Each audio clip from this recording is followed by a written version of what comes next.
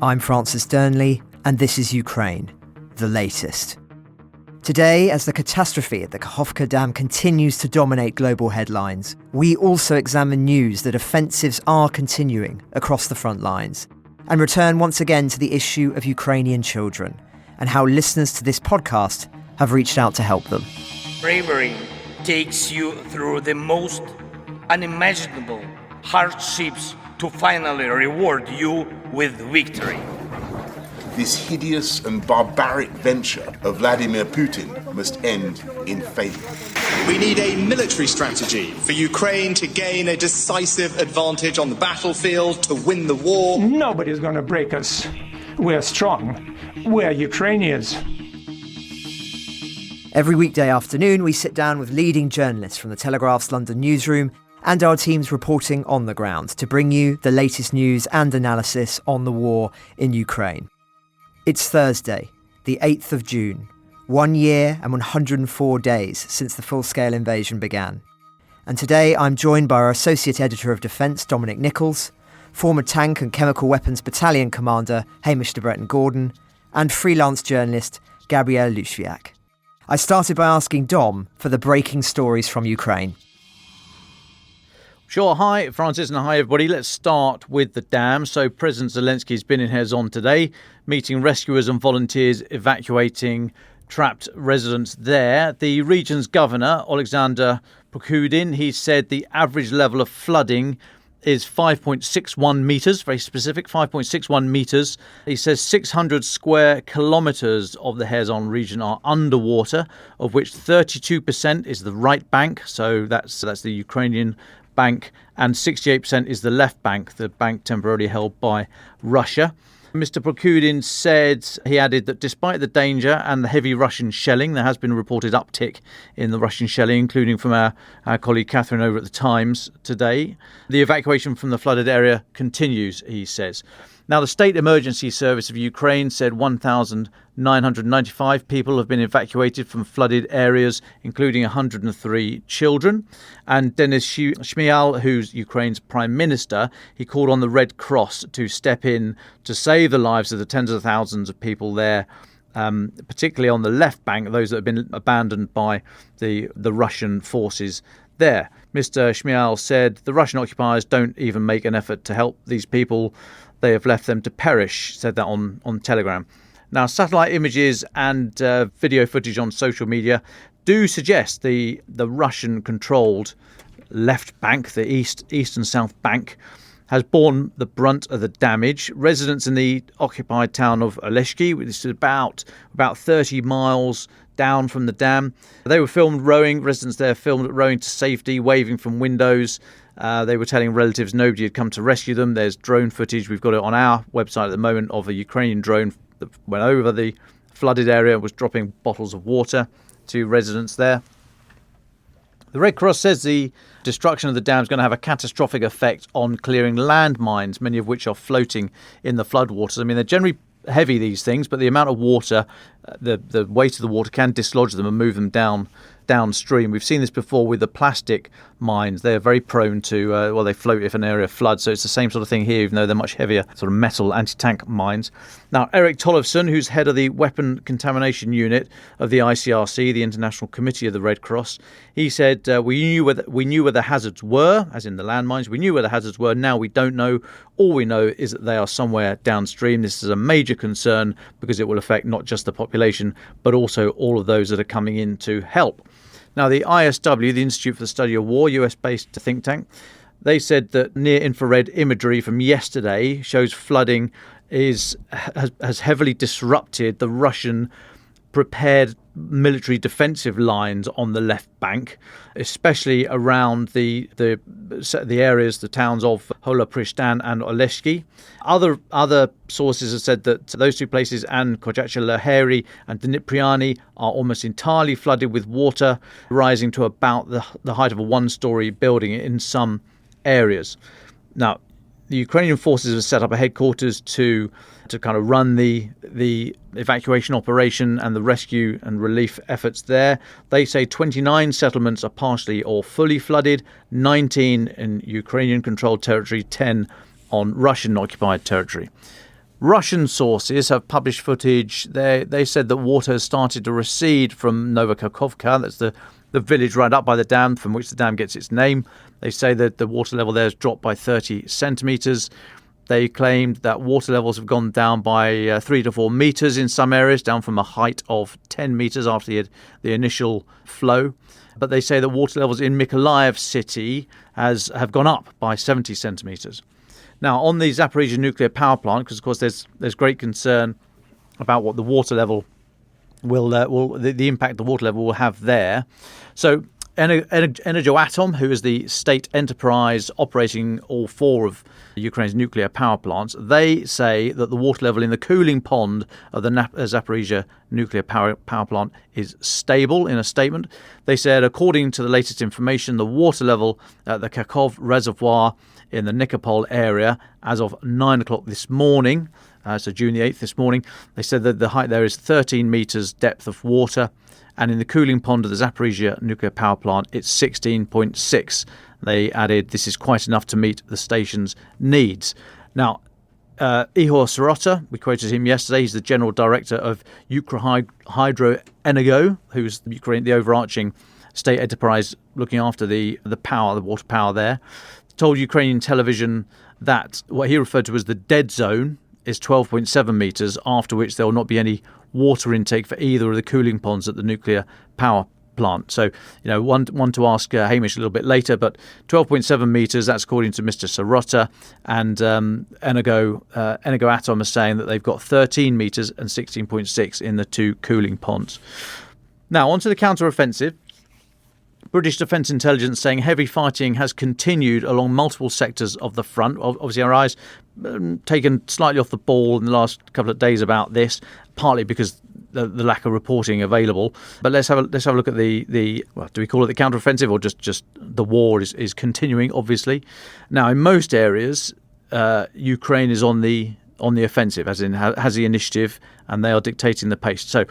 Let's go north to south. We're going to start in Bakhmut, so the east of the Donbass, where we've been for a number of months now. So in Bakhmut, Ukrainian forces said, continued fighting yesterday on the flanks of the city. Alexander Syrsky, who's the Ukrainian commander of ground forces, he said Kyiv's troops have continued to advance on the flanks in Bakhmut, and Russian occupiers are being pushed back. This offensive is largely being carried out by Ukraine's 3rd Separate Assault Brigade, part of the Azov Brigade. In a television broadcast yesterday, Hanna Maliar, Ukraine's deputy defence minister, said that Russia lacks forces in Bakhmut and was having to bring in troops from other positions. She's confirmed what we thought was happening, and actually what Yevgeny Prigozhin, the head of Wagner Group, had said. But she says that Wagner have been pulled out of the city and moving to rear positions of the city with more professional airborne assault units, the VDV, Russian Airborne Forces, being pushed into the fight. I mean, they were professional soldiers, as in they weren't conscripted at the start of the full-scale invasion, but they've had a big old doshing since then. So quite how many of them are experienced and professional soldiers now, we do not know. But they're also thought to be the reserves, and once you commit your reserves, it's almost like a last chance saloon. You commit your reserves to plug gaps, exploit opportunities, but it takes a little while for you to then build up that that safety net again. So if Russia have committed their reserves into Bakhmut, that is quite a significant event. We will be watching that one with great interest. Now, Russia's defense ministry, the MOD in Moscow, said that it has repelled the attacks. They put out a statement saying, quote, "The adversary did not achieve the goal of the offensive. Wedging into our defensive positions has not been permitted," unquote. So good. Moscow denying it's been given a wedgie by Ukraine there. Now, this was somewhat contradicted by Yevgeny Prigozhin, the head of Wagner, who said that Moscow would need at least 200,000 troops to stall the Ukrainian offensive, and said that Kyiv's troops had already broken through, his words, broken through Russia's lines of defence in several areas. So that was Bakhmut. Let's now go 50 kilometres further south to Donetsk city. British Defence Intelligence today saying that Chechen units have led an unsuccessful attempt to push into the town of Mariivka. This is a suburb about 5 k's west of Donetsk city itself. Front line there has changed barely at all since 2015.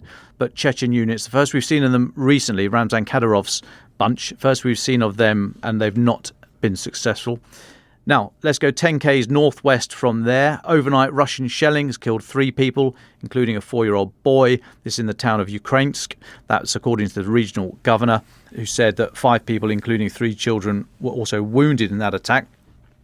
And then finally, let's now go 120 kilometres southwest into Zaporizhia Oblast. Russian sources have said that Ukraine's launched another axis of advance there, a new offensive in the southern Zaporizhia region. They're saying, this is Russian sources are saying, armed with tanks, artillery, multiple launch rockets, etc.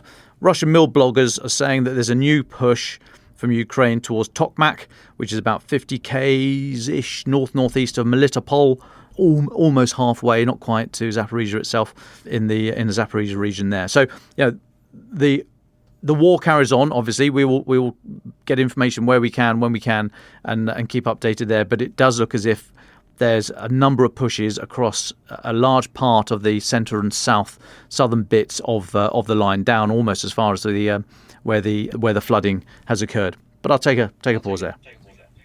Well, thanks, Dom. I'll come back to you in a moment on the subject of the UN. But first, there are just a few political updates to cycle through. President Joe Biden is welcoming British Prime Minister Rishi Sunak for what we understand are wide-ranging talks today, as Mr. Sunak makes his first White House visit as Premier. The leaders' Oval Office talks are expected to cover the war in Ukraine extensively, also China, economic security, international cooperation on regulating the growing field of artificial intelligence, and many more subjects. The White House press secretary has said the 15-month-old Russian invasion of the Ukraine will be top of mind. That's their quote there. The two leaders will review a range of global issues, including our economic partnership or shared support of Ukraine as it defends itself against Russia's war of aggression, as well as further action to accelerate the clean energy transition. Of course, just providing a bit of context on this, the US and UK are the two biggest donors to the Ukraine war effort and have played a central role in a long-term effort announced last month to train and eventually equip Ukrainian pilots on F-16 fighter jets. And as we were talking about yesterday, I expect there'll be some further updates on that quite soon. The F-16 issue is clearly paramount for Ukraine and is a priority, as we know from President Zelensky, and clearly things are moving on that. So watch this space.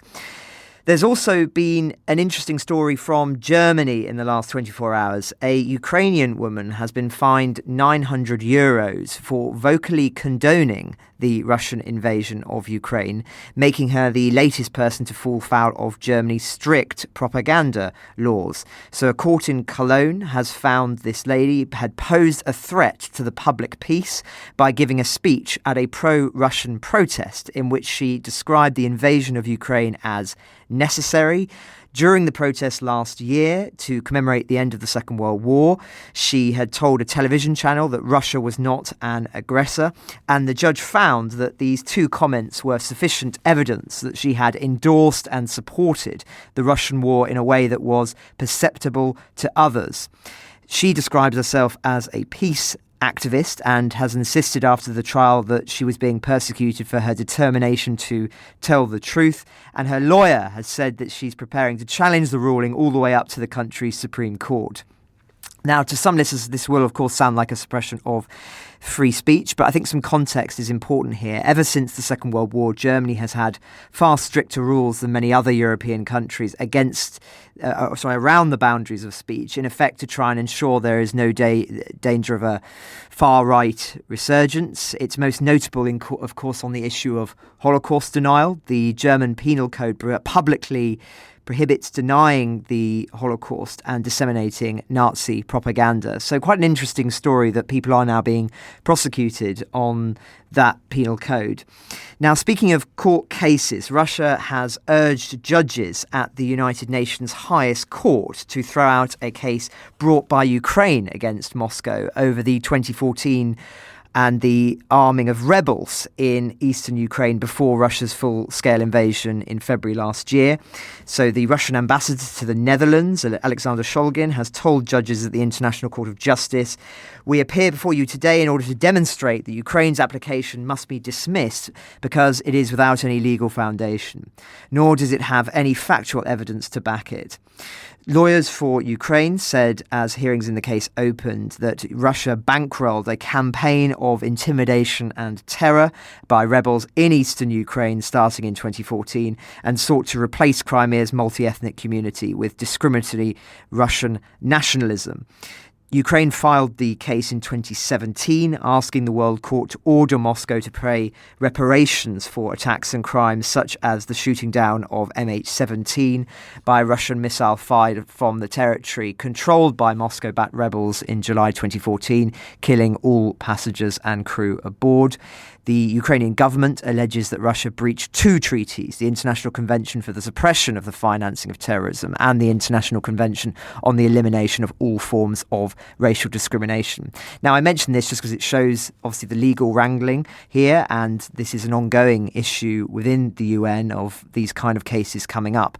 But I think it's also important just to draw attention to the fact that Ukraine has been highlighting again and again and again over many years what Russia has been doing in its country, in its territory, and yet was largely ignored, or at the very least was sidelined in the importance given to that, which may speak to the timetable as to why this has only been come forward now. And the fact is that if they had been listened to far earlier, then perhaps we would not be in the situation, the terrible situation that we are in now. But as I say, more on that story as we have it. The final thing I want to talk about is reference to the fact that the UK has announced additional funding to the International Atomic Agency to support its work in Ukraine. I think that's a signal, perhaps, that more must be done by the international community to ensure that no incident is perpetrated against nuclear sites. I know you've been looking into this, Dom, but before I go back to you, we received an interesting email from a listener that I wanted to put to you following our collective remarks about the UN yesterday. So I'll just read from that. "I am former UN staff, and while being horrified like you, the reality is there are many UN agencies on the ground bringing relief and support to Ukraine. On a political level, the UN is only the reflection of what states allow it to be. The Security Council is a forum for states, and while the Charter is about we as the people, the UN as a group of states is what they've decided to make it. I would suggest, therefore, to avoid blaming the messenger and be more nuanced. Let's look for more tangible, clear positions of states. Unfortunately, it's not that simple, and in today's world, the sad reality is that we would not be able to create a multilateral organisation like the UN." So, Dom, what are your thoughts on that and the Atomic Agency story? Well, firstly, on the Atomic Agency story, I've gone back to the Foreign Office here and asked for more detail. They did come back to me, to be fair to them, and they've now got a clearer idea of what I'm after, and hopefully they'll come back with some more information. But I was asking basically what the money has gone on and whether or not any of it has gone on a sort of monitoring system. Have we got CCTV and seismic centres and all sorts of other bits and bobs around the Zaporizhzhia nuclear power plant to dictate or to let us know if anything's happening there, rather than after any event go, oh, I wonder if that could have been from the inside or the outside, and so on and so forth. So, they've yet to come back to me on that one. And I also asked them if there's any conversation at all around IAEA circles of trying to establish a demilitarized zone around the nuclear power plant, taking any real. I admit this would be big action, but there's big consequences here. So, Foreign Office have gone off with those ideas, and hopefully we'll come back with some clear answers. But don't hold your breath. I will let you know as and when they do. On the UN, look, the UN's a reflection of what states allow it to be. I don't know. I'm sorry. It needs to be more than that. I mean, as you said yesterday, Francis, it's not a mirror. It should lead. It needs to shape events, and I think the UN has done that in the past. And there are certain areas where there are a lot of international bodies I'm thinking like disaster relief, the recent earthquake in Turkey, etc., etc. So a lot of bodies that can come and help. That's great. I want the UN to do more than that. So then you get into the big stuff of the shooting match. That's where I want the UN to be able to take a real lead, and it has done in the past. I mean, the Korean War, Gulf War I, when Iraq invaded Kuwait. I mean, these were UN actions. I know it's very difficult. I know it's difficult to get consensus on this, and I know you've got the lens of NATO if you try to do something here. And these are tricky problems. I'm not denying that. But for the amount of money that's spent on the UN and all the headquarters and all the people and all the agencies and just the admin of it all, if when we get to the world's thorniest issues, we seem to have a kind of arms thrown in the air, kind of all too difficult, I'm afraid that is unacceptable. And I don't think I'm being too binary here, but the UN needs to be able to operate across the spectrum of permissive environments through semi-permissive, i.e. humanitarian relief, and into non-permissive. It needs to be able to take action in these areas, and it needs to find a way through. It needs to come up with some ideas, such as a demilitarized zone around the area of flooding. Take a while to find countries that are sufficiently acceptable to all sides here, but get some blue helmets in there and some relief activity going on. Then maybe extend that into the Zaporizhzhia nuclear power plant. But I think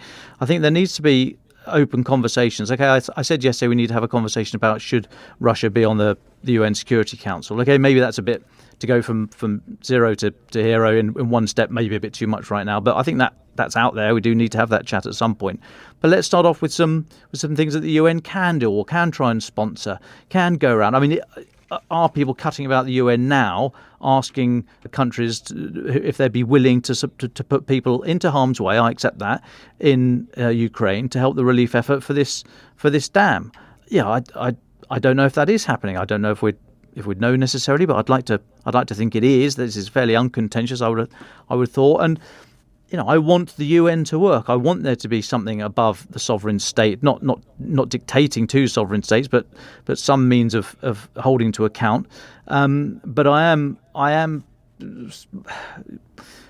marching towards a position the UN get involved or get out of the way, because I don't know what it's adding right now. And to say there's a lot of relief effort sponsored by the UN happening inside Ukraine right now, that's good. But I want you right at the hard edge of it, right at the top end, right where it's really mucky and dusty and dirty. And the UN's lost thousands of peacekeepers over the years. I get that, putting people in harm's way. But these are the world's thorniest issues. And we were talking yesterday about the distance where we are now in 2023 from the Second World War. The UN was established after the Second World War to stop that happening again, and it's done that job brilliantly. But the way it's done that is by kind of stopping activity with the P5 and the UN Security Council and the power of the veto to stop activity. And as I've said before, if that allows the occasional Bosnia or the occasional Rwanda or the occasional Syria, that might have been a price the world was prepared to pay back in the 50s, 60s, 70s, 80s, blah, blah, blah. I think we're beyond that now, and I want the UN to do more. And I don't think it's acceptable now to say we're doing our best, but hey, it's really tough. I want more. Get involved or get out of the way. Well, thanks for that, Dom. We'll come to Gabriella very shortly, but first of all, Hamish, it's been a little while since you've been on the podcast. Obviously, it's the first time since the destruction of the dam, and you wrote a piece for the paper yesterday reflecting on your memories of an incident when you were one of the Peshmerga's chemical weapons advisors in the fight against ISIS. I wonder if you can talk a little bit more about that and how it plays into this fear of yours about the danger of Zaporizhzhia being weaponized by Russia. I know for months you have been arguing that Putin would think nothing of triggering some kind of incident there that would, if he felt it would give him some kind of tactical advantage. I assume you still hold that view and feel somewhat vindicated in this past week. Well, hi, good afternoon, everybody, and thanks for having me on at this really critical time in the conflict. Just before I go into that, just pick up a little bit on what Dom was saying about the detectors and everything else around Zaporizhzhia and elsewhere. I think I can say without breaking any confidences, because I want the Russians to know that there is preparation. And I did some work some time ago with another government and funded by other governments on providing a really comprehensive detective capability so that if there is any leaks or accidents, people in Ukraine will very quickly know exactly where it is and what to do about it. One of the lessons from the Fukushima disaster was because people didn't know what type of radiation or the levels of it and where it was, lots of decisions were made, millions of people were moved to the wrong place. So actually, if you have this actionable intelligence provided by a network, which I'm very happy to say is British technology, you can do things. So whether the MOD is fully engaged in that, I don't know, but certainly some work I did in the early part of the conflict with others has given the basis for that. So, and we'll come back to Zaporizhzhia, because in my piece, and as we've discussed, I've been really concerned, and it really goes back to my time with the Peshmerga. Some people remember back in 2017 when ISIS were very much on the run in northern Iraq and had been concentrated in Mosul, which is a pretty large city in the north of Iraq, about 30, 40 kilometres to the east of Erbil, the capital of northern Iraq, Kurdistan. And Islamic State had used chemical weapons quite a lot against the Peshmerga and against the Iraqi army, mainly fairly unsophisticated mortars full of chlorine and a bit of mustard agent, aka mustard gas.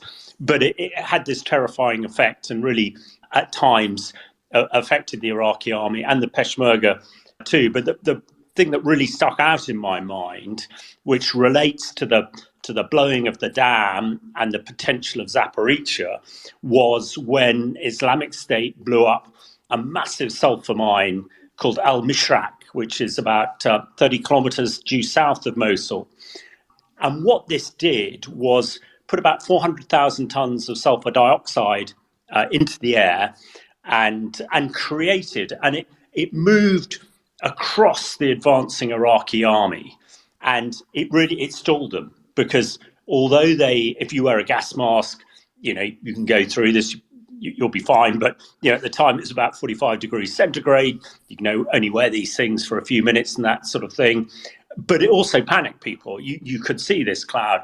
And I remember a lot of journalists, and I can't remember if any of the Telegraph journalists were there, ringing me up saying, what on earth do we do? And I said, well, you probably want to know where the wind is and run the other way, type of thing, to get out of it. But it had a profound effect of slowing the Iraqi army down and really having to wait for that to disperse. And then they sort of went round, and us and the Peshmerga were actually on the flank up towards Erbil, but saw it all unfolding. In a similar fashion, the blowing of the dam, and as I said in my piece in the Telegraph yesterday and today, I have absolutely no doubts it was a deliberate attempt, because I don't know, I'm sorry I missed the pod yesterday, but I'm sure you talked about assault river crossings, which, if the plan was to go across the Dnieper in that area, an assault river crossing is a really one of the most challenging military operations that you can do, because you have to coordinate it with artillery and air and all the rest of it. So although the Russians are saying a lot of their defensive positions have been affected by this, actually, instead of having a river, a kilometre or so across, you've now got this vast stretch of water, several kilometres or more in places, which would be virtually impossible to do any sort of assault crossing. And of course, going over the dam was a key part to it. So my experience, albeit with terror groups like ISIS, creating some sort of boundary, if you like, water or potentially with radiation, can have a massive effect. And just before I stop, I know I've gone on for a long time here, I'm absolutely with Dom on the demilitarized zones. And I think it's about time that the UN really got involved there, because we absolutely need a demilitarized zone around Zaporizhzhia, 30 miles to the minimum, to ensure that there is no accident. And I was just reviewing some notes, and I'll probably post it online later. You might remember at the beginning of May, the Atomic Energy Agency said that they thought that there were explosives in some, I think it's Hall 4 in Zaporizhzhia. And, I'm pretty convinced that it was explosives that blew up the dam. I'm doing a piece with Sky actually later, and some of the pictures that absolutely show an explosion from below rather than an artillery shell from above. So if that is the case, then we need to get the UN in there. We need to get that secured so that Zaporizhzhia does not become some sort of improvised nuclear weapon. I'll stop for breath there.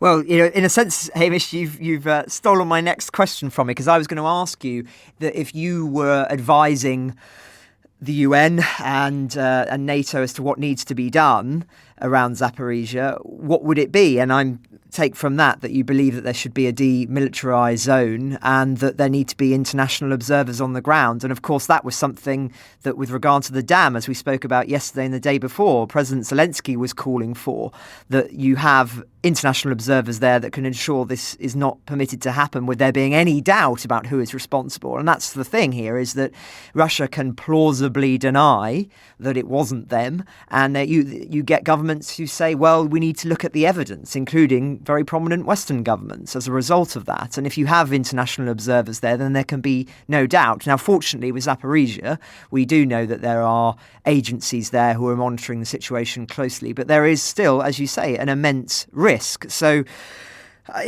we've just got to hope that more is done on that. But just staying with you for one more point, Hamish. Now, I know we may not want to name the universities yet, but I understand you're doing some work with us on looking into how universities here in Britain may have been contributing to drone technology being used against Ukraine. Can you just talk a little bit about that? Absolutely. This is a breaking story with Gabriella Swelling, who's one of the team at Telegraph Towers, who's looking into this. The story broke literally just before the pod came on. It was an investigation by the Jewish Chronicle, I believe. It is online, so you can look at it. And again, it is a breaking story that there appears to be some British universities who, and I almost find myself unable to say this, that there seem to be some British universities who've been working with Iranian universities on drone technology. Now, my comments to Gabriella to begin with is, I just cannot believe this. There seems, I can think of no reason why British universities would be working with Iranian universities. So I'm yet to see the full script of it, but one can see that universities all the time are looking to develop technology and do research. That's what they're there for. I can see that drone technology is something that everybody's interested in at the moment. And as we've discussed many times on the pod, that drone warfare has been one of the key things that has come out of the conflict in Ukraine. And they who command the drone airways really have the advantage. So if we in any way are helping Iran develop its very capable drone technology, to me that seems absolutely incongruous. But I would say let's, for those who look at the Jewish Chronicle, I think they published it online, and there'll be a much more detailed piece by Gabriella, I'm sure, later online and in tomorrow's paper. Well, thank you for that, Hamish. I think this is a really important issue to highlight, which is, of course, relevant not only in the Iranian context and the Russian context, but also in the Chinese context. We know many stories and instances of Chinese investment in British universities and universities around the world, and there are, of course, concerns that they are using that to steal technological intelligence. But perhaps that's a subject for another day. Gabriella, thank you so much for your patience. It's great to have you back on the podcast, and you're going to talk to us about the issue of children again today in lots of different fashions. So first of all, you were last talking to us about ways in which listeners could perhaps help children, and I understand that one listener reached out to you and there have been some developments in this space. Oh, hi, Francis. Yeah, thank you very much for having me back on the show. Actually, I'm going to tell you about two listeners that have been responding to these podcasts. And before I do, I just thought I would recap a little bit about the state of play for children, just for the listeners, just to remind you of the statistics. So there was about 7.5 million children in Ukraine when the full-scale invasion began. According to UNICEF, 1.2 million of those children are now displaced within Ukraine itself. And many, many more have left the country. So in total, about 7.7 million Ukrainians have left Ukraine. 90% of those are women and children. So some of those children in other countries will be attending schools in those countries, but many of them are actually still doing online learning from a host country back to teachers in Ukraine.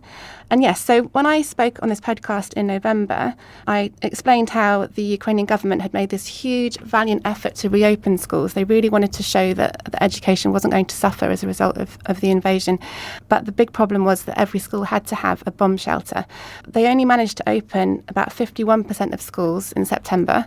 But actually, that doesn't mean that 51% of children were learning face-to-face every day, because the bomb shelters are often not big enough to accommodate all students at the same time.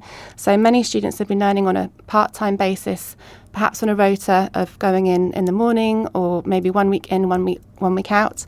So by January this year, UNICEF put out a figure that it thought only about 25% of students in Ukraine had actually managed to receive full-time face-to-face learning. So that means the vast majority of children, Ukrainian children, are learning online in the country or outside the country, full-time or part-time, which is why having a laptop has become so important. And that was one of the points I was making on the show. And that really struck a lot of people, I think, because it's quite common to have an old laptop lying around your house here. But what can you do with it? Well, one listener, he's from a company called Echo World London. He's the group tax manager there. And he got in touch with me and said, I think we've got plenty of laptops lying around the company that we could donate to children if you can help me get them there.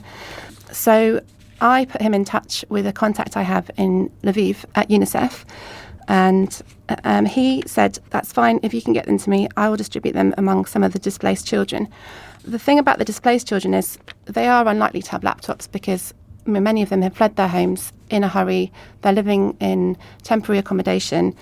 Their parents, or it might just be with one parent, or if they're with two parents, they're likely to be having problems finding work or finding highly paid work.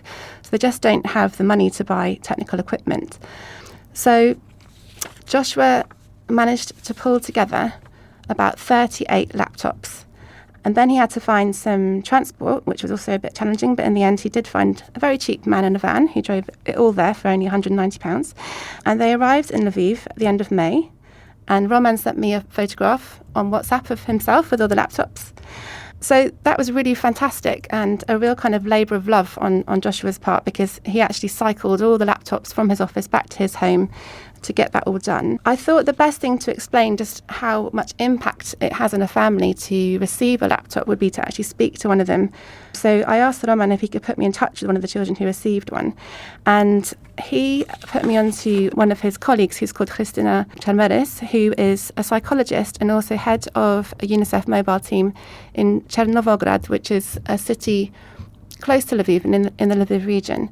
And honestly, it really is striking when you speak to real people on the ground about what daily life is like. It really hits home just how awful the situation is there. So she's seeing a lot of cases of children with disrupted sleep, anxiety, those kind of startled reactions to loud noises. And then there's really physical reactions of kind of heart palpitations. That is the kind of the trauma that is going to affect their development long term. Now, the family that I spoke to with her are a family who were living in Siversk, which is in the Bakhmut region. They left their flat on the 6th of April because the fighting was so bad. I'm sure the listeners are all familiar with the Bakhmut situation and can imagine just how awful it has been for them. By February this year, in Siversk, actually, it was 80% evacuated, and the whole area was pretty much pummeled with all the missiles and the bombs. It's currently about 10 kilometres from the front line, that city. So the family, mother and father and 5 children, came to Chernovograd, and they've been living there ever since. The little boy, the smallest one, is Ivan. He's 2, and he was born with some sort of eye problem. So he's actually waiting for 2 eye operations at the moment. The mother was a nurse and the father was a builder. They came to Chernovograd. They found a small house to rent and live in, and UNICEF has been helping them from the start. But in the autumn, when the weather became colder, the father, Vladimir, decided to travel back to his flat to collect the winter clothing. And he was caught in crossfire, and he was hit by shrapnel, and his leg was injured. And luckily he was brought home, and he is alive, but he is highly traumatized and receiving therapy, and he cannot work anymore. And he's waiting for an operation for his leg. So the family's life is very difficult. They have a small garden where they can grow vegetables. They keep some chickens. They can't, either of the parents can work. And the children are aged, the oldest is Katia, she's 12, and then there is Karina, who's 10, and then there's Stanisław, who's 9. So these 3 children are all trying to study, and between them they had one mobile phone. They decided not to enroll in a local school. They wanted to keep learning from their old school. So three children trying to do their schoolwork between them on one mobile phone. In a room, with 2 other little brothers running around, a 3-year-old and a 2-year-old. You can just imagine this is not an ideal situation for them at all. So the fact that they received a laptop is just a huge change for them. They now have another screen that they can use. It's a big screen. They have a keyboard. They can type up their homework. They can download school textbooks on the screen. They are so happy, and they really wanted to extend a huge thanks to Joshua for everything he did. And the parents especially just said how sad it was for them that they couldn't provide for their children, so they were extremely grateful. And as well as that educational help that laptop will provide, it's going to help in so many other ways, because the children can now perhaps watch a film and relax a bit, or they can contact other friends online, or perhaps the dad eventually, when he's better, can look for a job using the computer. And as Christina told me, they can actually access psychological support online now, because there's plenty of online portals trying to help Ukrainians remotely with mental health problems. So that's a really lovely story, thanks to one of the listeners. And then I was going to move on to the second example, which is slightly different. Another listener who got in touch again in November, and I spoke. And he actually contacted me from Sydney. His name is Dr. Simon Crook. He runs an educational company called Crooked Science, which offers training and support to schools to deliver science lessons. So at first he asked me, could I put him in touch with any teachers who might benefit from some science lessons online for the children? I put him in touch with a friend, a school teacher who is in Zaporizhia, actually, so it's quite poignant that we're talking about Zaporizhia at the moment. And she teaches at the Zaporizhsky Stachovium Collegium in Zaporizhia, which is actually quite an interesting school. It's called a school for gifted children. It's the kind of school where children from the surrounding area, but not immediately in Zaporizhia, who have some sort of talent, can get a supported, assisted place at the school. She's an English teacher. I put her in touch with her, and she said actually the children would really benefit simply from having a kind of cultural exchange Zoom call, and it would also help their English, of course. So after, again, quite a lot of time it took to set it all up, on the 9th of May at 8 a.m. Ukrainian time, which was sometime late afternoon after school in Sydney, about 12 of the Ukrainian students aged 10 to 11 Zoomed online, because they're all learning from school, they're all distance learning, went online from their homes to a classroom of about 26 students from St Ambrose Catholic Primary School in Sydney. And the picture is so beautiful online. There's all these individual Ukrainians at their homes. Occasionally the mums are coming in and listening in, or being told to go away and stop bothering them. And then there's this whole classroom of children in Australia in their uniforms. And apparently this was the first thing that the Ukrainian children remarked on, was that the children wear uniforms in Australia, and they'd never seen that before.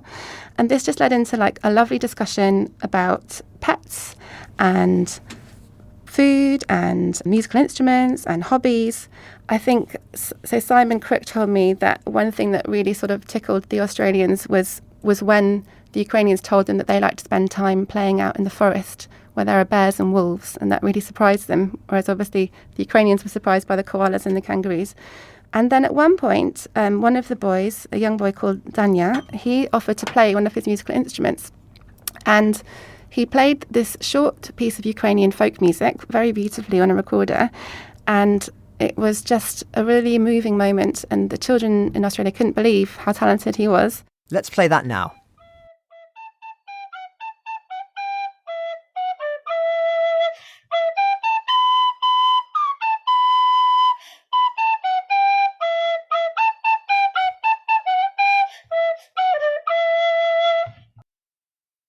So after this event, Natalia told me that the children in Ukraine just were really buoyed by this experience. They really couldn't believe that children in other parts of the world were thinking of them and would be interested in them. And she told me how her main job at the moment is really about trying to keep children keep life in perspective because it's so difficult for adults as well, but also for children to imagine a future at the moment. They don't know where they're going. They can't make decisions about future studies or what they would like to do as a career. They just have to kind of keep focusing on their education now and hope that things will change in the future, but they have no idea what's coming.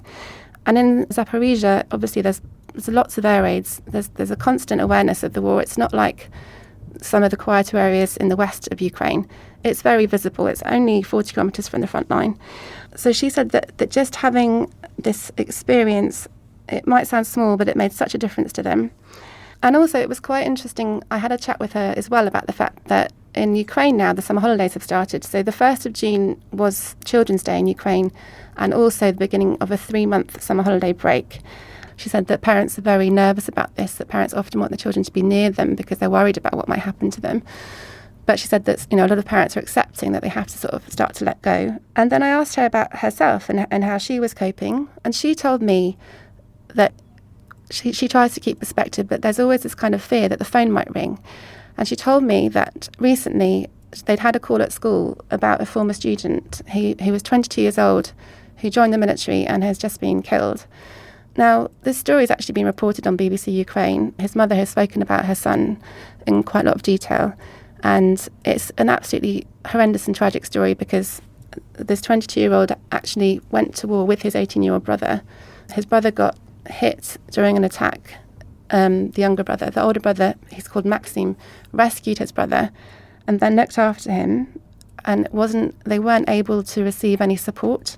And the quote is that apparently they were under fire for 200 hours. That whole time he cared for his brother. He got his brother to safety, and he himself got killed by a sniper. And as Natalia was telling me the story, she said to me, "It's so hot here today, but right now I'm shivering and I'm cold." And it's just those moments when you hear from people in Ukraine that you realise daily life can be like this. At any point, as a teacher, a phone can ring and you'll hear news that one of your students or colleagues or former students has been killed, whereas they left that school expecting to have a very prosperous future. Thank you very much for that, Gabriella. Just before we go to final thoughts, I do have just one question for you, which is, we obviously spoke to you last time about the issue of deported children and kidnapped children. Since then, of course, we've seen the ICC arrest warrant for Putin and the chief architect of that policy.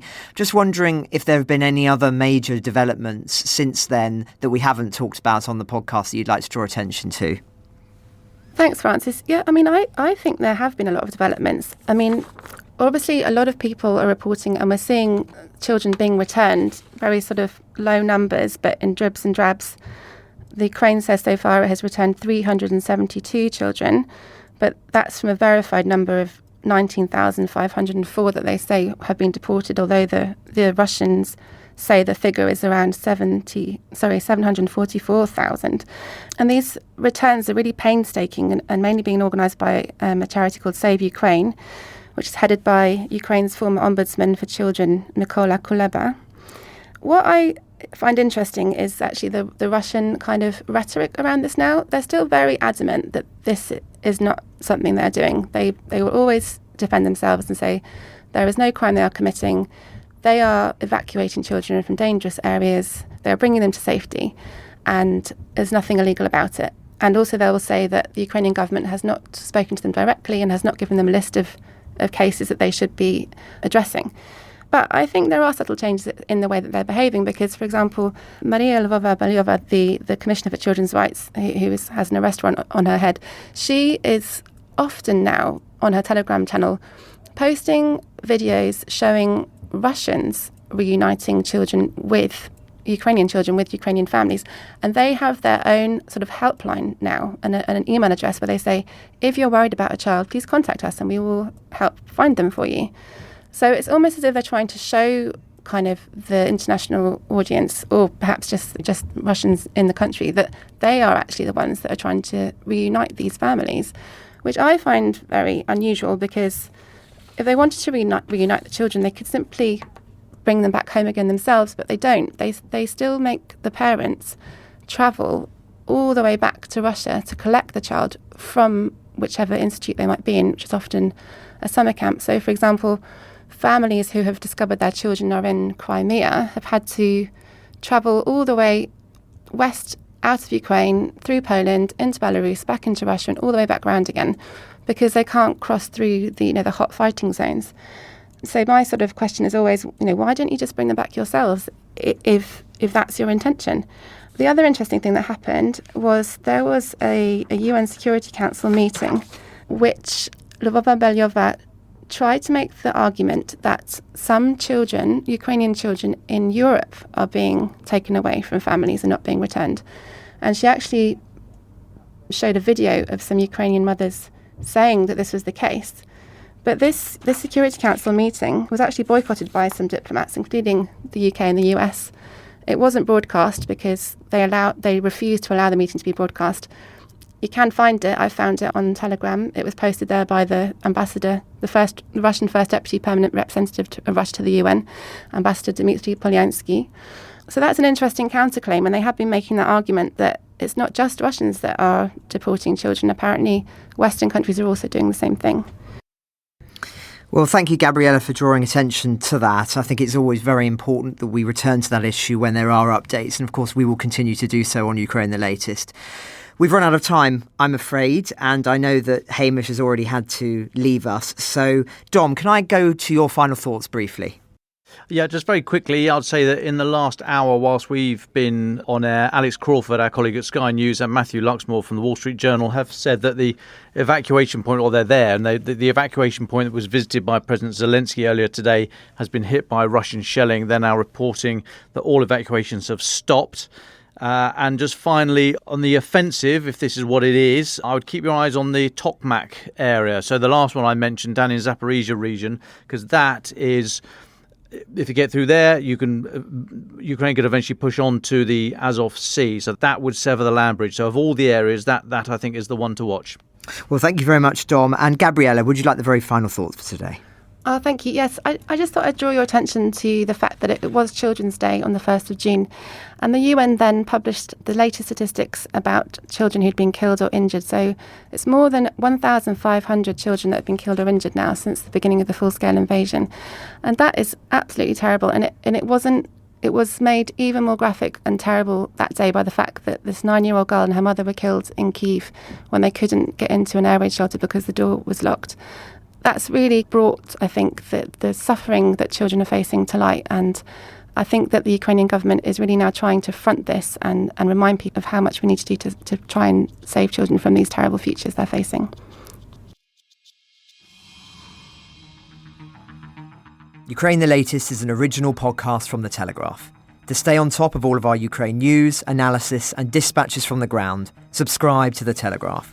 You can get your first 3 months for just £1 at www.telegraph.co.uk/Ukraine the Latest. Or sign up to Dispatches, our Ukraine newsletter, which brings stories from our award-winning foreign correspondents straight to your inbox.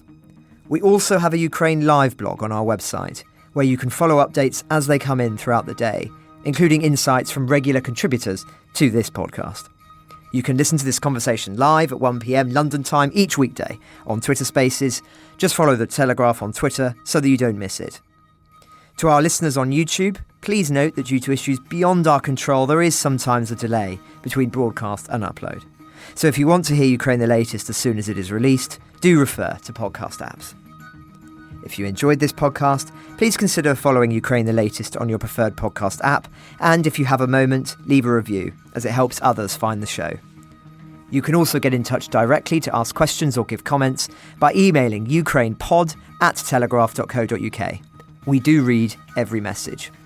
You can also contact us directly on Twitter. You can find our Twitter handles in the description for this episode. Ukraine the Latest is produced by Giles Gear, with executive producers David Knowles and Louisa Wells.